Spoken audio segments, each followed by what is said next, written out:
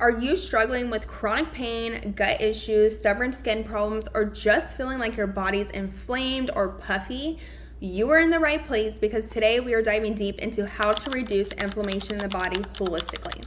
We're going to be talking about the foods you can eat to cool down inflammation, some lifestyle strategies to keep it at bay, and a powerful functional medicine approach that gets to the root cause of your inflammation. And stick around because I'll also be sharing how you can test your inflammation levels with our complete root cause panel and what those results actually mean. First up, nutrition. What you put on your plate plays a huge role in either fueling or fighting inflammation. So let's talk about some foods that can help you naturally cool things down. Some of the top anti-inflammatory foods you want to include in your diet are healthy fats like avocados, extra virgin olive oil, wild-caught salmon, walnuts, chia seeds. These are all rich in omega-3s, 6, or 9s, which help keep inflammation at bay. This will also help reduce your inflammatory markers. Number 2 are berries, especially blueberries and strawberries, which are rich in vitamin C and polyphenols. They're also super high in antioxidants, which is great for fighting inflammation. Number 3 is high quality animal protein like grass-fed red meat, pasture-raised eggs and chicken.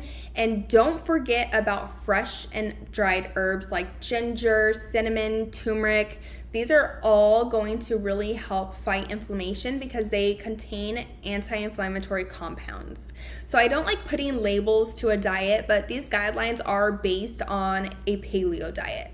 So this is a diet that I actually went through when I was going through my health struggles, when I was going through my autoimmune journey. I stuck to a paleo diet and my health literally changed so much. So the paleo diet is something very common. It is also known as the caveman diet, or right now it's also known as like the animal-based diet. So the animal-based diet is very, very similar to the paleo diet and the caveman diet. So this basically just means that we are eating foods that are primarily going to be foods that our ancestors ate. So these are foods that come straight from nature. So again, your healthy fats, your fresh fruits and vegetables, those fresh and dried herbs, and then of course, high quality animal protein.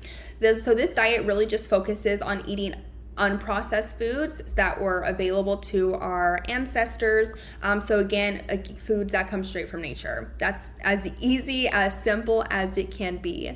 So by incorporating these foods into your meals regularly, you're giving your body what it needs to fight inflammation, which is so important. So if you're already eating clean, but you're still experiencing symptoms, hang on, because we're going to be diving deeper into potential root causes behind your inflammation and of course your symptoms. So let's talk about lifestyle next. Your daily habits, again, can either add fuel to the fire or help your body cool down and recover. So one of the best things you can do to is prioritizing your quality sleep. That's about 7 to 9 hours a night, which women need more than that, as we have seen recently. These have been popping up like crazy. I know when I was going through my health journey, even now, I need a minimum of 8 hours to actually function properly during the day. And my boyfriend just thought I was crazy. He's like, I can sleep 6-7 hours and I'm completely fine. And I'm like, no, that's not how it works for me, okay? I need a minimum of 8 hours to actually function properly. And sleep is really when your body repairs itself. It brings down your inflammation levels, it's cleaning out the toxins and the excess waste that has built up in your brain at nighttime. So if you are not sleeping enough or your sleep quality is poor, you wake up multiple times a night, you are tossing and turning, you just feel like you just close your eyes and your alarm is already going off. That is poor quality sleep, okay? And this can really skyrocket your inflammation levels. Another great tip is managing stress. So high stress levels can increase your cortisol levels. Again, when we have a very long-term high cortisol spike, this can greatly increase your inflammation. So I know there's a lot of hype around cortisol right now.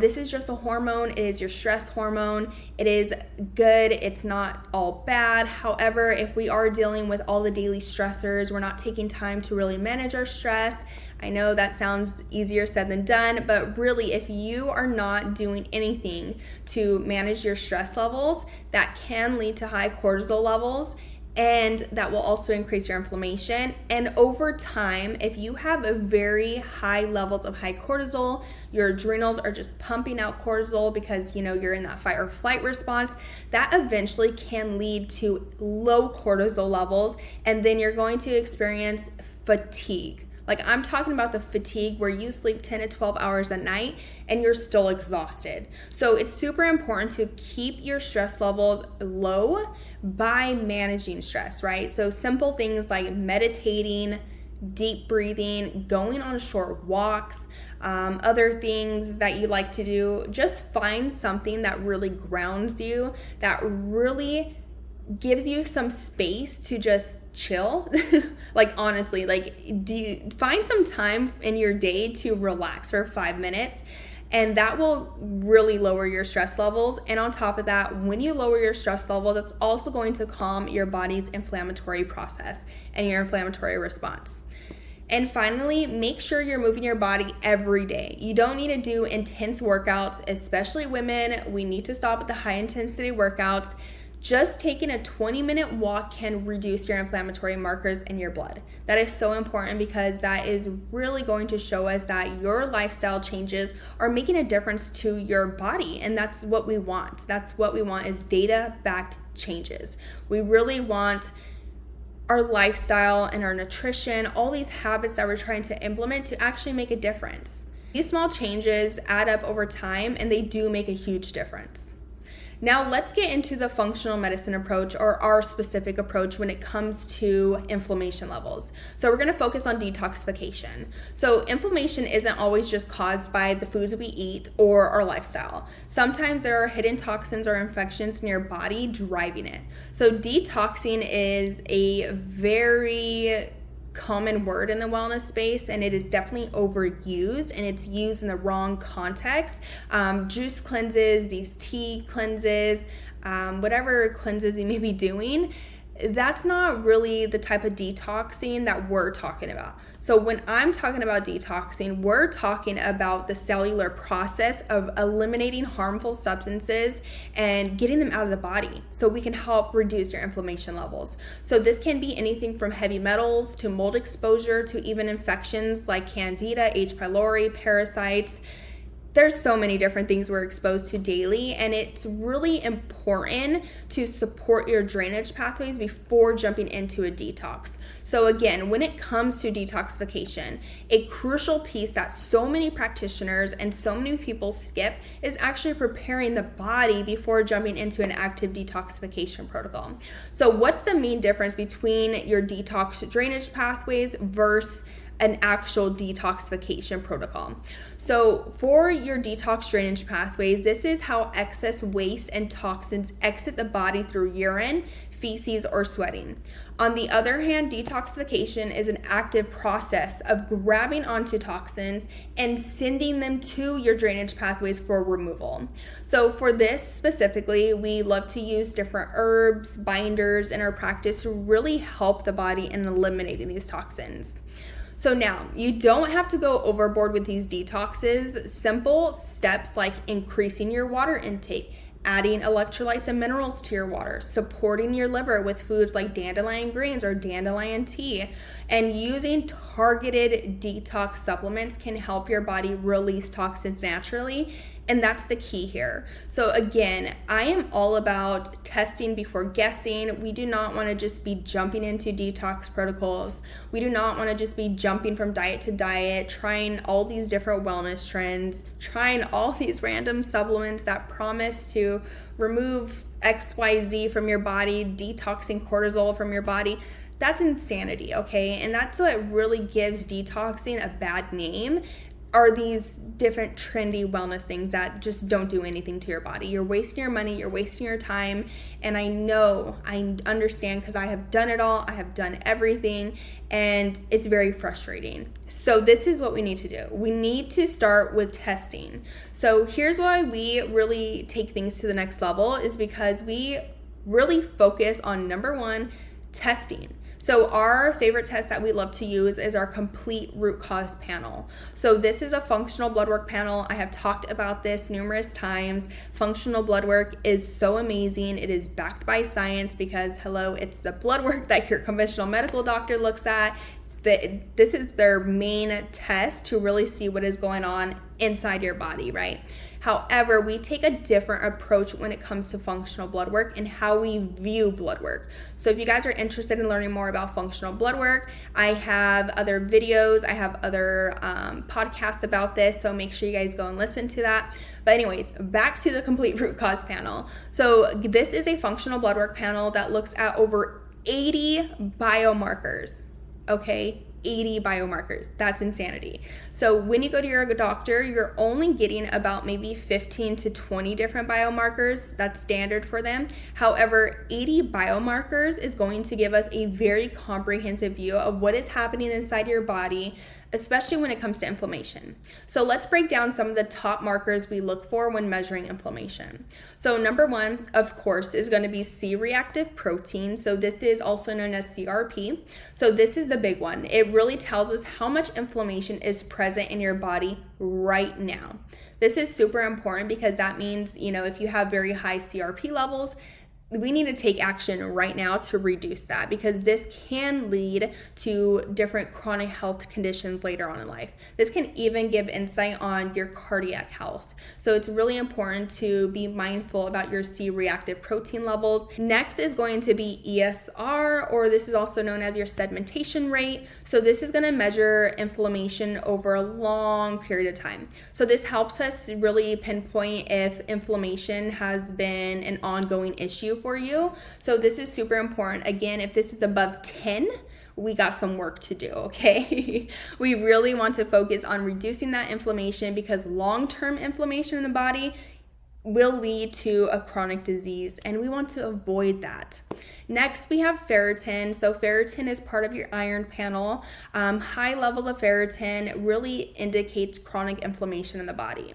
So most often I have people come to me, they have never had an iron panel done, but they have all the symptoms where we should be running an iron panel, such as the fatigue, the low energy, just feeling like brain fog. You just feel awful in your body. We need to see where your ferritin levels are at. We need to see a full iron panel just to see how your body is really absorbing iron. To anemia leads to all these symptoms of fatigue, hair loss, paleness, so much, right? But on the other hand, high levels of ferritin will indicate chronic inflammation. So it's a really good marker for inflammation. Lastly, we love to look at blood sugar markers like fasting insulin. So fasting insulin is not ran by a conventional medical doctor, and I feel like this is a huge mistake. And maybe like 5-10 years, or hopefully sooner, this will be part of your complete panel that they should run every year. But as right now, they don't test for fasting insulin, which provides so much information on blood sugar imbalances. And of course, if we have high insulin levels, that is going to drive inflammation in the body. So again, with fasting insulin,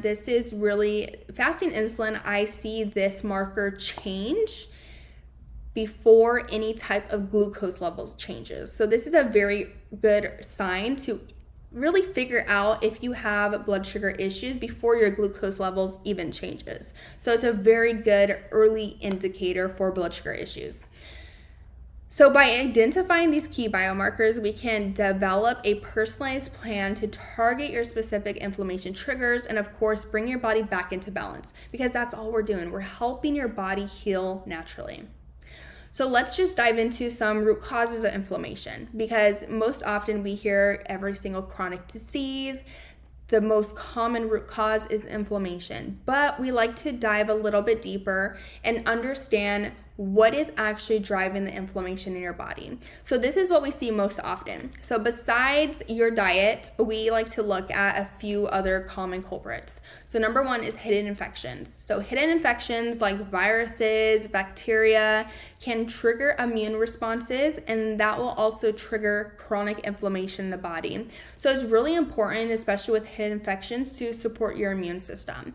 And the best way to support your immune system is to, again, target what is causing the immune system to go haywire, the hidden infections. Number 2 is toxin exposure. So again, I've talked about this so often, but we're exposed to toxins everywhere. In our water, in our air, in our food, the pesticides, herbicides, even just in our day-to-day products, your lotions, your makeup, your hair care. Like honestly, there's toxins everywhere. And you know what? There are a lot of good brands out there nowadays because they see how we're just sick as a population. And so there's a lot of brands out there now that are realizing how important it is to switch their products to non-toxic products, right? Because it really is impacting our health. So we really need to focus on toxin exposures and reducing that as much as possible, whether from heavy metals, mold, or environmental chemicals. These can all overwhelm your detox pathways. And when we overwhelm your detox pathways, all these toxins build up in your body, and again, it's going to trigger that inflammation. So number 1, we need to really reduce your toxin exposure, and then again, we're going to jump into the detoxification phase of actually actively grabbing onto these toxins and removing them from the body. Number 3 is gut inflammation or leaky gut. So when your gut lining is compromised, it really allows all these harmful substances, such as the toxins, such as these infections, to enter your bloodstream. So once these harmful substances enter your bloodstream, what's going to happen? It's going to trigger your immune system. Your immune system's main source of protection is inflammation. So again, we're going to have lots of inflammation in the body. And of course, lastly, blood sugar imbalances. So consistently seeing high blood sugar levels or experiencing high blood sugar levels can drive inflammation throughout the whole body.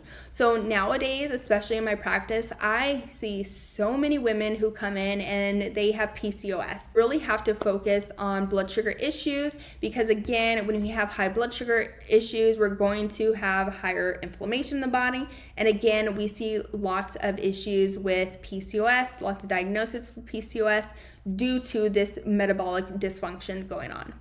So the good news is once you truly understand what's driving your inflammation, what's causing your inflammation, we can create a plan to tackle it head on. So inflammation doesn't have to control your life. With the right nutrition, lifestyle strategies, and our functional medicine approach, you can get to the root of the problem and start feeling better. You finally feel better in your body. So if you're ready to take the next step, make sure you guys check out our complete root cause panel. And then we can also chat a little bit more about your health symptoms, your health struggles, your health goals, and work on reversing your inflammation once and for all. So thank you so much for watching or listening. And if you found this helpful, don't forget to like this video or make sure you guys leave a comment on the podcast and subscribe for more holistic health tips. And of course, share this with anyone who can benefit from reversing their inflammation.